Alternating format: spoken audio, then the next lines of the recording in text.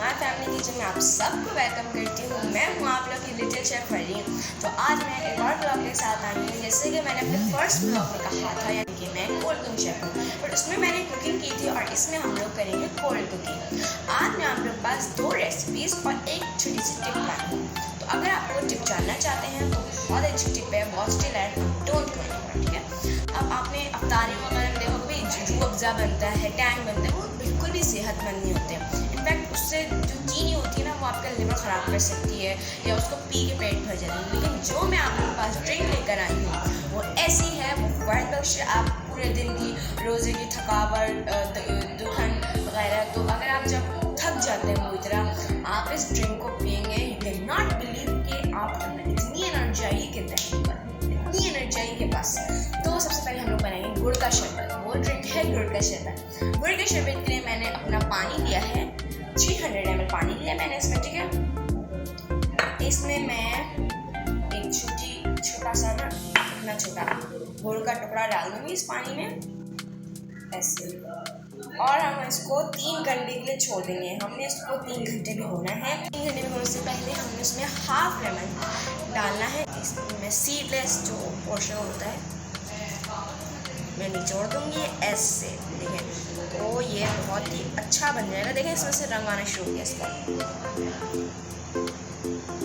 ये मैंने lemon add कर लिया है। अब मैं इसको भिगोऊंगी 3 घंटे, और 3 घंटे के बाद हमारी शक्ल है वो बहुत ही मज़े का बनेगा। 3 घंटे मैंने अपने शरबत को भिगो लिया है, गुड़ को। अच्छा कलर आ चुका है इसका, और ये टेस्ट भी इसका काफ़ी अच्छा था। मैं इसको टेस्ट नहीं कर सकती, रोज़ा है क्योंकि मेरा। मिक्स करेंगे, ठीक है।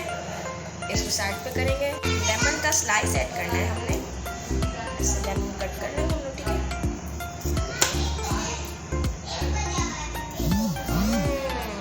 और अब आप इसको एंजॉय करें। तो व्यूवर्स, हमारी पहली रेसिपी थी गुड़ का शरबत। अब दूसरी रेसिपी हमारी डिटॉक्स। डिटॉक्स एक बहुत ही फरहत बख्श है।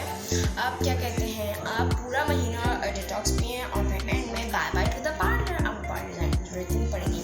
अच्छा, डिटॉक्स बनाना बहुत ही ईजी है, सब में कोल्ड कुकिंग हो गया। मैंने बॉटल ली है, 1 लीटर की बॉटल है, लेकिन मैंने पानी थोड़ा सा कम लिया है इसमें, क्योंकि जो चीज़ें डलेंगी ना वो, इसमें मैंने 3 फाके किन्नू की डाली है। इस तरह छिलका उतार लिया। किन्नू ना मिले आप लोगों को तो आप लाइम डाल सकते हैं, ठीक है। इसमें किन्नू डाल दिया मैंने।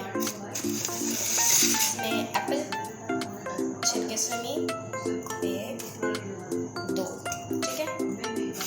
अब खीरा पतले पतले हमने, ठीक है, ये ऐड करना है 2, 3, 4, और बहुत थोड़ा सा पुदीना। और अब इसमें 2 टुकड़े में इतने अदरक के डाल दूँ, ठीक है। और अब मैं इसमें हाफ लेमन ऐड कर दूँगी। व्यूअर्स, डिटॉक्स हमारी रेडी है। अब हम लोग बस इसको गैप करेंगे ऐसे, ठीक है। अब हम लोग इसको शेक करना है, 1, 2 शेक।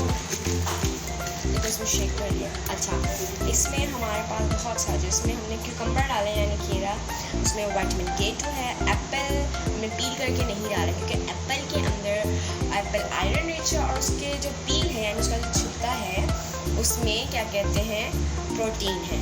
और लेमन और ऑरेंज में कैल्शियम है। और अब हमने जो अदरक डाला है यानी जिंजर, वो इसलिए डाला है ताकि इन सब की जो वो एनर्जी होती है वो अच्छे से जाके हमारे डिज़ोल्व हो जाए। इसको हम रख देंगे फ्रिज में। टिप है, हमने वो टिप यानी खाने की चीज़ है तुफुम्बा लंगा यानी बेसल सीड्स। सहरी में सबसे लास्ट चीज़ होनी चाहिए आपकी ये तुफुम्बा लंगा। एडल्ट्स के लिए 1 टेबल स्पून और चिल्ड्रन के लिए 1 टीस्पून, ठीक है। सहरी में सबसे आखिरी चीज़ हमारी तुफुम्बा लंगा यानी बेसल सीड। मोस्टली हम लोग इसको पानी में डाल के भिगो देते हैं और फिर इसको पी लेते हैं। ये होती है तुफुम्बा लंगा की शक्ल ऐसी होती है,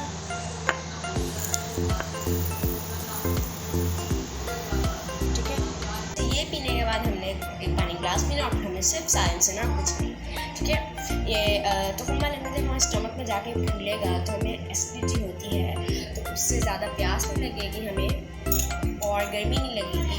तुफुम्बा लंगा होता है ठंडा होता है। ज़्यादा तो हुमा लंगा पियेंगे तो खून भी नुकसानदेह होगा, और नहीं पियेंगे बाज़ वो भी नुकसानदेह होता है।